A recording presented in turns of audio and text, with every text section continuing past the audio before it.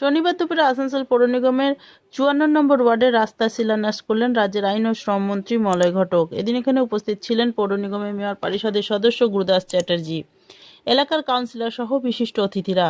মলয় ঘটক জানান, আসানসোল পৌর নিগমের ৫৪ নম্বর ওয়ার্ডের প্রচুর কাজ করা হয়েছে। পুজোর মন্দির, পার্ক, নর্দমা থেকে রাস্তা তৈরি করা হয়েছে। গুরুদাস চ্যাটার্জি জানান, মমতা ব্যানার্জি আসার পর রাজ্যবাসীদের জন্য বিভিন্ন প্রকল্প এনেছেন এবং প্রত্যেক মানুষ সেই সুবিধা উপভোগ করছেন। আসানসোল পৌর নিগমের ৫৪ নম্বর ওয়ার্ডের মলয় ঘটকের হাত ধরে প্রচুর উন্নয়নমূলক কাজ করা হয়েছে এবং তার সাথে কম্বল, শাড়ি বিতরণ অনুষ্ঠানে অংশগ্রহণ করেন মন্ত্রী মলয় ঘটক। আসানসোল ক্লিন আসানসোল। আজকে যেটা হচ্ছে সেটা হচ্ছে আপনাদের দীর্ঘদিনের যে চাহিদা ছিল এই রাস্তাটা প্রায় ৩০ লক্ষ টাকা, ২৯ লক্ষ কিছু বেশি টাকা দিয়ে পুরো ঢালাই রাস্তা হবে আপনাদের এই জায়গায়।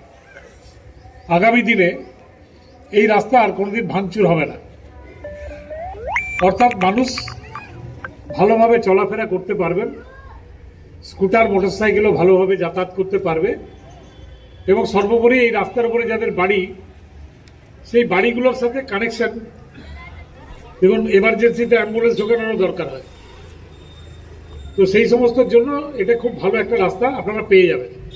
এখানে যে রাস্তার শুভ উদ্বোধন হবে, ৩০ লক্ষ টাকার কাজ ওরা উপভোগ করবেন।